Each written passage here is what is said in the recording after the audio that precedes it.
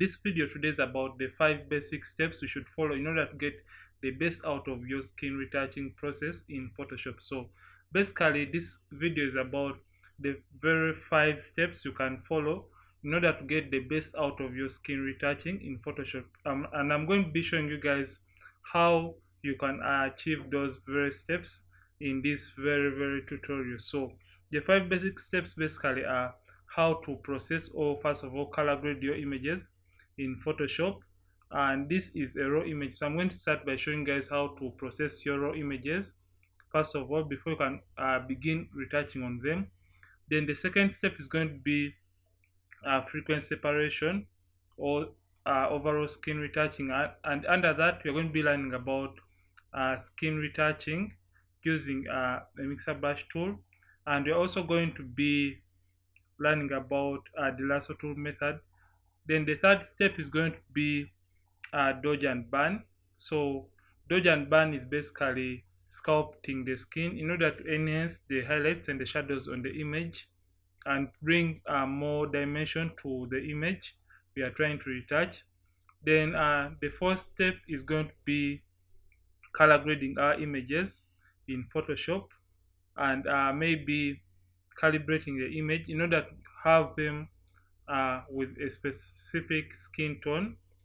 Then lastly, we are going to be learning about eye and teeth whitening. So those are basically 5 steps. First of all, processing your raw images. The second is going to be frequency separation using first of all the mixer brush tool and the lasso tool, and now the third is going to be skin sculpting using dodge and burn technique in order to bring back the shape or dimension to the images we are trying to do our retouching onto. Then the fourth step is going to be color grading the image, and lastly step number 5 is going to be about eye and teeth whitening to give the images more shape and more say, I should say. So I'm going to be showing you guys all those steps in this basic tutorial. So we're going to start by uh, color grading or processing the raw image. You can see this is a raw image. So I'm going to come under the camera calibration, and first of all I'm going to choose the picture style I usually shoot in. I shoot in camera landscape. Then I'm going to come under the basic panel. I prefer turn out down my highlights in order to get back the information in the image, and turning the whites down too. Then I prefer to turn down my tint because the image was kind of looking reddish, so I prefer to knock it down. I'll go with negative 28. Then I'm going to knock down my blacks slightly for this image. I'm going to pump up my contrast a little bit. I think that is all. Then I'm going to knock up my clarity, and I'm going to knock down my vibrance. I think that looks fine to me. Now I'm going to pump up my exposure slightly above. So I think that is done with processing the image, the raw image. So we're going to open it into Photoshop by clicking open image. So we're going to be learning about those basic steps. So here we're going to be learning about the very second step for uh, retouching. So the first step has been about how to process your raw images in Photoshop. Then usually for retouching, we usually first of all want to crop the image in a given ratio so that it can fit on Instagram. So since we are going to be posting this image on Instagram, we are going to crop it in a ratio of 4 to 5. You can see, then click enter. So this is the second step for you should follow in order to achieve the best out of your skin retouching. So this is the image right here. You can see, if at all I zoom all the way in, you can see the image really has enough details. So we're going to be learning about frequency separation. So I won't be using any group any actions for frequency separation. So we're going to start by duplicating the background layer twice, because frequency separation basically divides the image into two. It enables us to work with the highlight with the colors, separately, and the textures separately, so that when you join the two layers, you get the image the way it was looking before. So we're going to create those two layers by clicking Ctrl or Command G on the keyboard. We're going to name this low frequency, or some people call it tones. So I'm going to just put a stroke and put tones. Then we're going to name the topmost layer textures, because textures are usually on top. I don't know what's wrong with my spellings. Textures, or some people call it high frequency. I hope that is fine. High frequency. So we're going to turn this off and get to our tones layer. So we want to only remain with the skin tones on this file layer, and you guessed that right. We are going to come to filter, blur, and come to Gaussian blur. As usual, we have to move this slider, look for the area that seems to have more textures than the rest of the skin. I think we shall go with this area right here. So we're going to blur out all those textures until we can no longer see them. I think we are going to go with the radius of around 8. Here we can no longer see the details, so we only want to remain with the colors or the skin tones in the image. So make sure your preview is on, so click OK. Then come to the high frequency, activate it, come to image, and now come to apply image. So we want to only remain with the textures on this layer. So we want to subtract the textures from the tones layer. So come and select that tones layer, and you guess that right, want to subtract. So click subtract. Make sure opacity is 100, scale is 2, offset 128. I've always said this in my tutorials, you have to always put these values. So if at all you want to learn more about this, check out my previous videos about frequency separation. Make sure a preview is on and click OK. So you want to change the blending mode from normal to linear light. So when you click on that, you get back the image. So we're going to put these two in a group and click Command G or Control G on the keyboard, put them in a group. So we're going to name that frequency separation. So I think that is all. So when you turn this on and off, there shouldn't be a difference between your original image and your initial background image or your frequency separation group. So we're going to open this, and under this, remember this is the frequency separation step. So under it we have the mixer brush tool and the lasso tool method for refining the skin of the model. So in order to do that, we are going to select the texture layer or high frequency layer and come and create a black and white layer on top of that. So after doing so, we are going to turn down the red channel until we see those imperfect skin tone transitions. So when you turn this down, you can see or notice all those skin tone transitions that are not blending quite well. So we are going to be getting the mixer brush tool, and we are going to kind of blend the unevenness in the skin tone. So get to your low frequency layer or tones layer. Remember, skin tones are part of this layer. Make sure you get your mixer brush tool. Just right click and look for your mixer brush tool, or if at all you don't have it right here, it is under the brushes, and make sure it is a clean brush, and this second box right here is selected or highlighted. Make sure you use a wetness of around, I'm going to be using around 7%, or we can go in for around a wetness of 6%. So I'm going to click enter. Load is 75, mix at 90, and the flow 100. Make sure sample all layers is not marked or selected, because we only want to work on the low frequency or tones layer.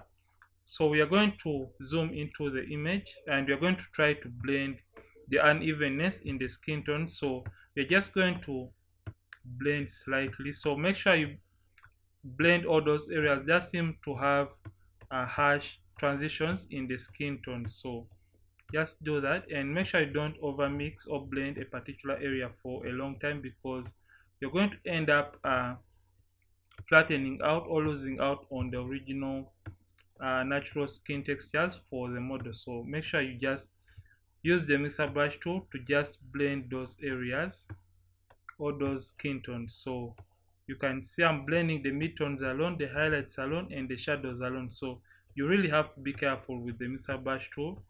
Mix the midtones alone, the highlights alone, and the shadows alone. So just do that. I hope I'm making sense.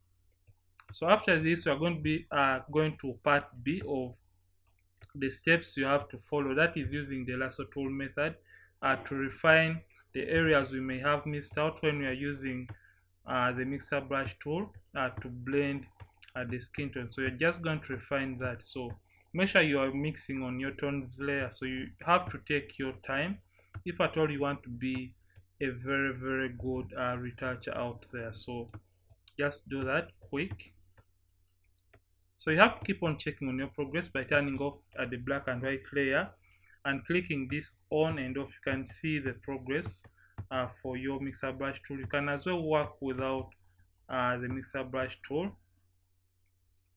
So in order to see those areas that are not blending quite well, so come right down here and also blend the arms. So turn this all on, and if at all you feel it is too dark, you can just double tap click there, and you can get a better view of the areas you're trying to blend. So let's do that on also the arms, because most retouchers, you can see we had forgotten to change to the tones layer. So you make sure you always have to blend or mix on the tones layer. So just do that for the rest of the image. So just take your time, because these are steps that are going to make you a good retoucher out there. So come and just blend those particular areas. So I think we are done using the mixer brush tool. So we're going to delete the black and white layer and turn this on and off to see what we have just done with the lasso tool, or sorry, the mixer brush tool. So we're going to be learning about part B of what you have to do in order to be a very good retoucher out there. So get the lasso tool, make sure feathering is 23 pixels, because we want to make a really nice and refined selection. Make sure anti-alias is marked or selected, and you're still on the tones layer. So this time around, you're going to zoom in the image all the way, and you're going to make a selection on the skin area of our model like that. So don't select the hair or the eyebrows or anything close to that. So I hope that is fine. So you're going to click on filter, then come to blur and come to Gaussian blur. So we want to slide this until we see a very good texture that we prefer for this very image. So we're just going to move that until we see that the texture we want has been gotten. So we're going to go with around, 27. I think 27 will have a good texture. So we're just going to click OK. So the other trick is you have to remember we had the radius of 8 pixels. So when you multiply 8 by 3 and add 3 to that value, you get the best skin texture. This has been always my own finding. So I'm just going to put 27 right there, and you can see we have the texture we had before. So you're going to select and apply that on the rest of the model skin. So you're just going to make selections. You can see I'm making selections the way light is falling onto the model's face. So don't worry if at all you flatten the image, because I'm going to be sharing you guys how you can get back those areas you may have flattened out during your skin retouching. So stay tuned, and we are going to be learning about that in a bit. So just make selection. You can see the shapes I'm making the way light is falling onto that particular area. So right click and apply that on that area. So if at all you feel the effect is too much, click Shift Ctrl F on the keyboard, and you can reduce on that particular effect on that area. So just do that. So I know most people, when it comes to using the lasso tool, they come to this highlight and they apply it and leave it like that. So you can see we lost out the beautiful highlights on the nose area. So we are going to reduce on that effect by clicking Shift Ctrl F and turning down on the opacity of the Gaussian blur so that we can retain the beautiful highlight on the nose. So I think that is fine.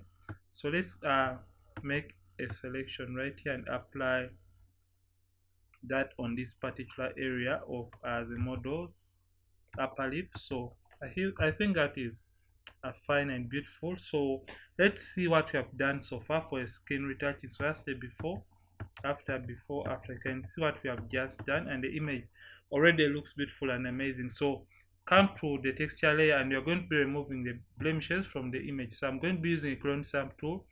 Mode is normal, opacity 100, flow 100, align is selected or marked, and sample is only on the current layer. So you have to make sure you work on the current layer because textures are just on the texture layer. So we're going to zoom in at the image, and you're just going to remove the blemishes from the model's face. So I think that is let me, yeah, okay.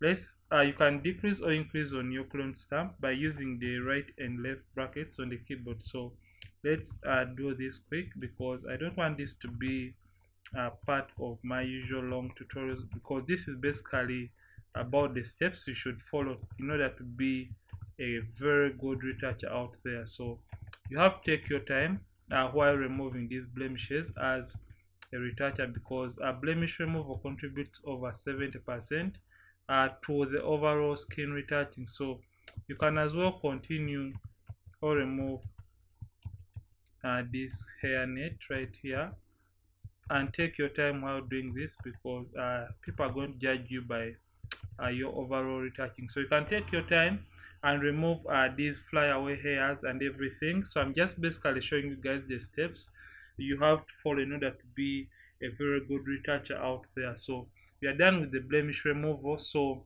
the next step you're going to be learning about is the dodging and burning. So we want to regain back the beautiful shapes and the dimensions we had initially on the model's face. So you can see frequency separation has kind of flattened out the image. So we want to regain back those dimensions of beautiful shapes on the model's face. So we're going to come under right here and create a curves adjustment layer. So remember, dodge and burning is enhancing the highlights and the shadows on the image. So you're going to first of all brighten like that.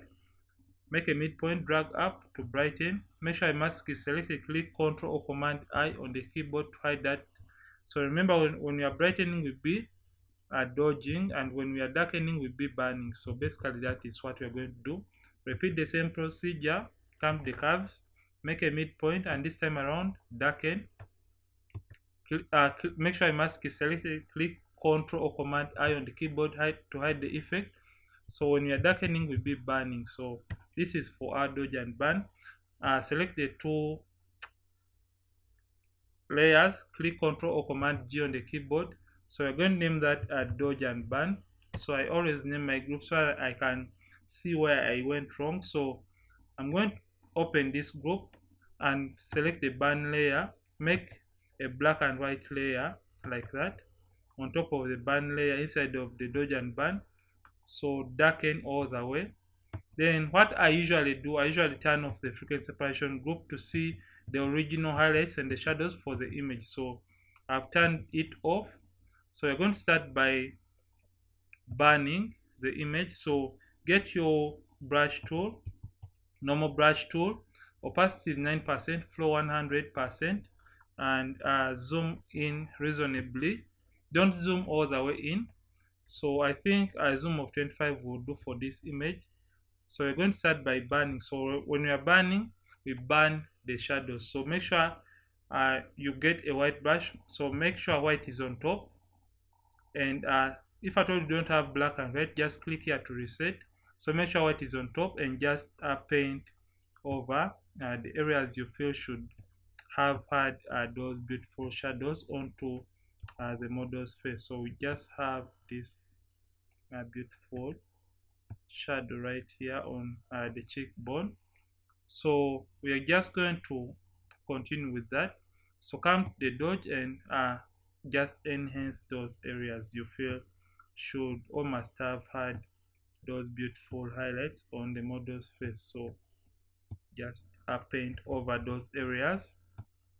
You're just going to see the magic this is going to make on this image. So I think that is fine.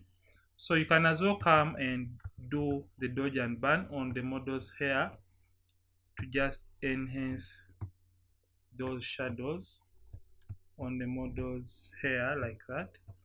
So basically we're just darkening particular areas using dodge and burn. So I want to show you guys what the magic is going to do to this image. So activate the frequency separation and delete the black and white layer. So you can see this is without the dodge and burn, before after you have just gotten back the beautiful highlights and shadows for the image. So you can just continue and darken these particular parts of the model's hair. So after doing the dodging and burning, we are now going to see the fourth step you have to follow. That is the color grading process. Before you can learn about the last process for your, in order to follow to be a good retoucher out there. So come under selective color, and before you can come to selective color, come under the brightness and contrast. Make sure activate use Ligas and add that beautiful color to the image. So I'm just going to go with around 1. You can see it is really subtle, but it brings that popping kind of feel to the image. Then come under selective color, select the blacks option and the black channel, and just darken to enhance or darken the blacks in the image. So you're just going to darken that around 3 will do. And now you're just going to come to the yellows of the image under the blacks, and you're just going to add that kind of bluish kind of feel to the image. I think this really adds more beauty to the image. I think this looks beautiful. So after doing so, what we are going to do basically, we are going to come under the red channel, and we are going to play around with these sliders. So you can see when you turn this towards this side, you get more of a cyan kind of look in the reds, and you get more of the greens. You can see that. So I'm just going to go with around 3, and you're going to turn the magentas down to around -8. I think this is fine. And you're going to knock the yellows down slightly. Then you're going to come the yellows, and you're going to also knock them down, I think, to around negative. We're going to go with around -4 for this image. I think this looks fine and beautiful already. So you're going to come to the greens. So selective color enables us to work with a color individually. So you're going to play around with the greens in this image. You can see what this basically does. So you can see, let's go with the yellows, and we play around with the yellows in this image. I think this looks fine to me. I think that is fine. So what we're going to be learning about is the very last step in order to be a very good retoucher out there, and that is going to be about the eye and teeth whitening. So you're going to create a stamp visible layer. So let's first of all put these two in a group by clicking Ctrl or Command G on the keyboard, and we're going to name that color grade. So I don't know if this spelling is right. I don't know what's wrong with me today, but I hope you guys can see. I can see the before and after. You can see what you have just done with the color grading. So you can now create a stamp visible layer by clicking Shift alternate Ctrl E on the keyboard to create that stamp visible layer, and duplicate it by clicking Ctrl or Command J on the keyboard. Come to filter and come to camera raw filter, and when you come to camera raw filter, zoom into the eyes of our model like that, and get your adjustment brush tool. Temperature -26, tint is 72,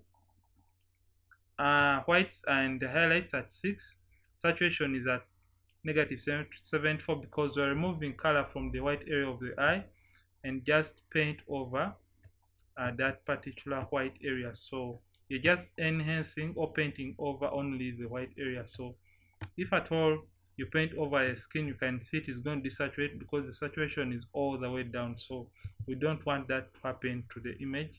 We only want to whiten the eyes and the teeth of our model. So I think this is fine to me.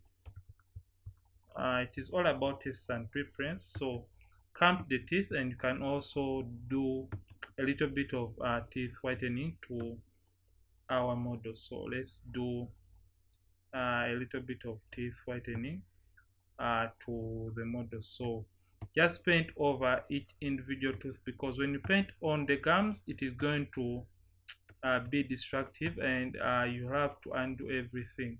So just be careful and paint over each and every individual tooth while you're doing your teeth whitening. You're going to see the magic this is going to make to this portrait, and it's going to enhance it by a very great mileage. So I think this is done. We are done with the teeth whitening. You can see the image already looks beautiful. So just come and click OK on the keyboard, and you can see the before and after the teeth whitening. You can see the magic. Let me just zoom in. You can see the before after. So let's turn down the opacity, because I feel that is way too much, and we're just wanting that kind of natural kind of feel. I think this looks fine to me. So that's the before after. I hope you guys have really learned something from this overall 5-step process for doing your skin retouching. First of all, let's do a quick overview. We did frequency separation. That was the first step. You can see a before after. Then we did the dodging and burning. You can see a before and the after to bring back shape and dimension to the model's face. Then fourth, we did, this was the first step, processing the raw image. Secondly, frequency separation, then dodging and burning. Then we also did the fourth was color grading. Then lastly, we learned about frequency the eye and teeth whitening for our models. So you can see before and after. So overall, this was the image before and after. I hope you guys have learned something from this tutorial, and if at all you learned something, don't forget to subscribe this channel. Don't forget to hit the notification bell when you do subscribe. Don't forget to like this video. Drop a comment in the comment section. I'm Ronix from Ronix Photography. Thank you for watching, and I'll see you in yet another tutorial on this channel. And don't forget to keep creating.